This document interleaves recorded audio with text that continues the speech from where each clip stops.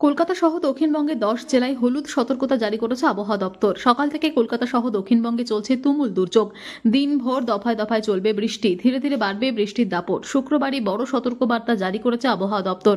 সপ্তাহের শেষে কলকাতা জুড়ে বৃষ্টি বাড়তে পারে। উইকেন্ডে দক্ষিণবঙ্গ জুড়ে বজ্রবিদ্যুৎ সহ বিক্ষিপ্ত বৃষ্টি চলবেই, পূর্বাভাস দিল আলিপুর আবহাওয়া দপ্তর। আগামীকাল থেকে মঙ্গলবার পর্যন্ত দক্ষিণবঙ্গ জুড়ে বৃষ্টির পরিমাণ বাড়বে বলে পূর্বাভাস দিয়েছে আইএমডি। এই পরিস্থিতি নিয়ন্ত্রণে তুমুল তৎপর কলকাতা পুরসভা। কলকাতা পুরসভা সূত্রের খবর, খোলা হচ্ছে কন্ট্রোল রুম, ভোর থেকে চলছে মনিটরিং। আবহাওয়া দপ্তরের সঙ্গে সমন্বয় রেখে কাজ চালাচ্ছে কলকাতা পুরসভা।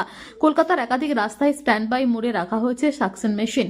বেশি জল জমলে তা নিয়ন্ত্রণের জন্য অতিরিক্ত পাম্পের ব্যবস্থা করা হচ্ছে। আপাতত গোটা বিষয়টি মনিটরিং করছে কলকাতা পুরসভার কমিশনার স্মিতা পান্ডে।